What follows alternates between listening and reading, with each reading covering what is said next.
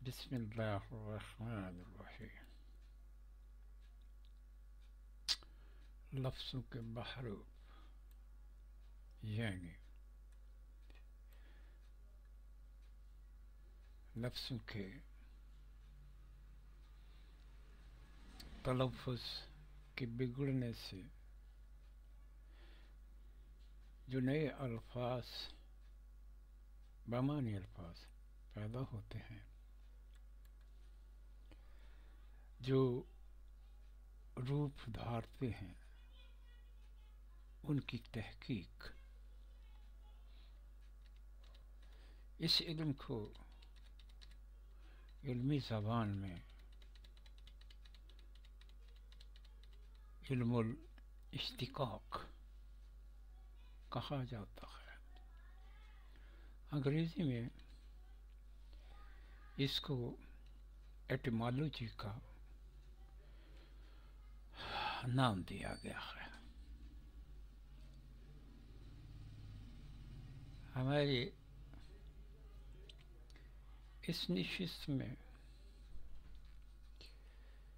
لفظوں کے بحروب، یہ میری غیر مطبوع کتاب ہے،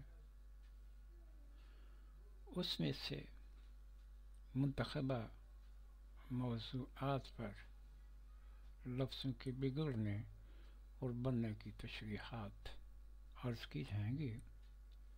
مختصر سا دیباچہ ہے، ذرا یہ ملاحظہ فرما لیں۔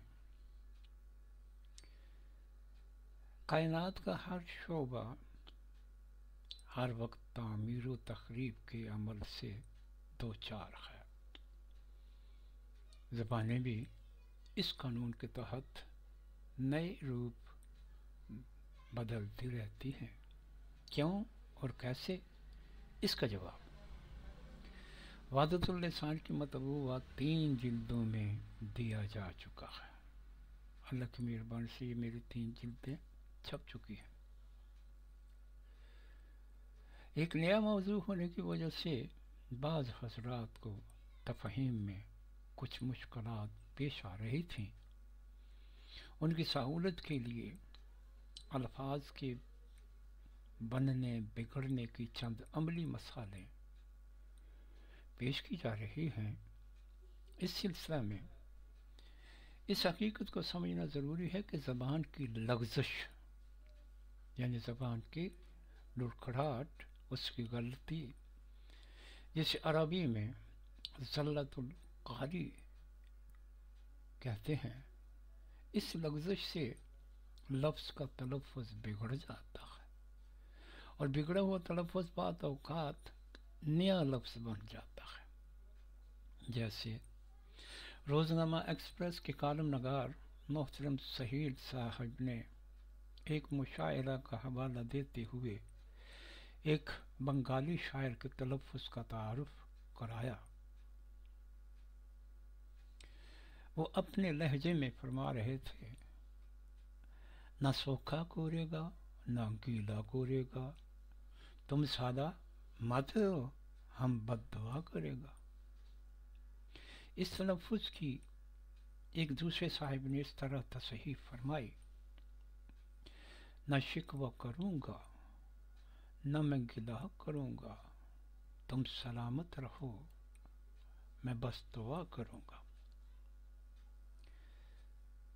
یہ مجھے ہمارے دوست شیخ عبدالغفور صاحب ہیں، انہوں نے بتایا تھا۔ اب تھوڑی سی اور تعارفی بات جو ہے وہ عرض کر رہا ہوں کہ یہ جو آنے والے مضامین ہیں، ان میں الفاظ کے بگڑنے کے عمل کی وضاحت قواعد کی روشنی میں کی گئی ہے۔ ان قواعد کا خلاصہ اس طرح ہے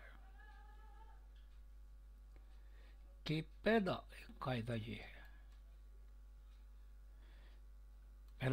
ہے کہ لغزش لسان کی وجہ سے، زبان کی غلطی سے، ادائیگی کی غلطی سے اکثر حروف اپنے ہم مخرج یا قریب المخرج حروف میں بدل جاتے ہیں. جیسے عربی مادہ قاف طا عین کا مصدر قطعاً بگڑ کر اردو کا کاٹنا بن جاتا ہے. تھوڑی سی وضاحت اور اگر کر دوں کہ اجمی لوگوں کے لیے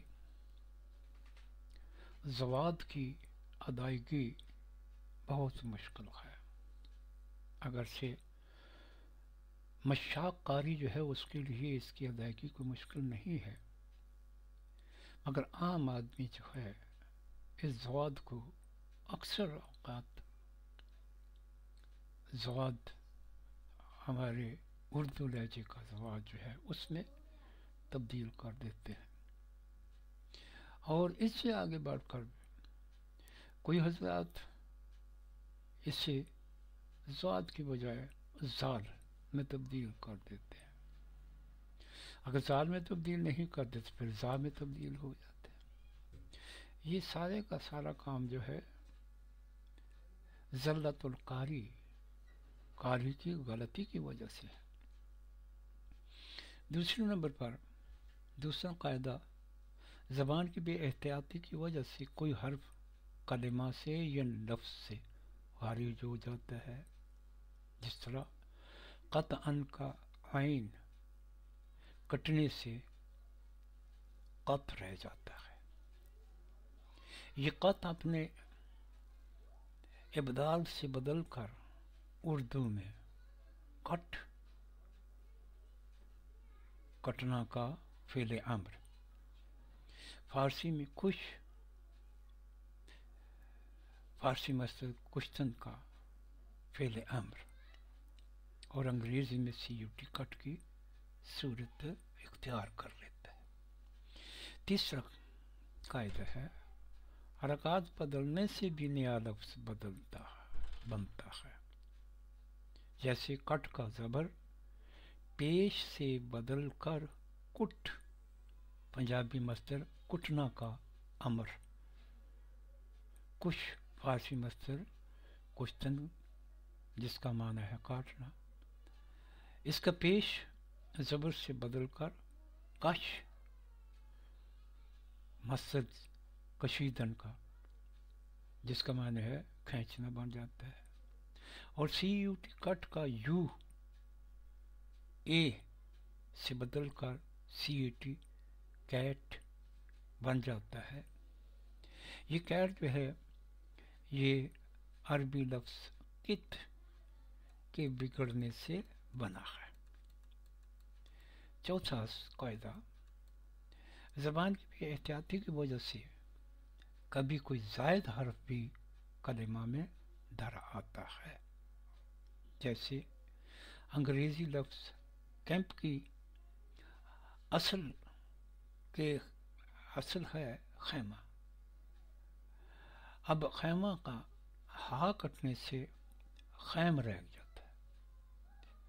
صوتی مناسبت سے تو اس کا بدل کیم ہونا چاہیے.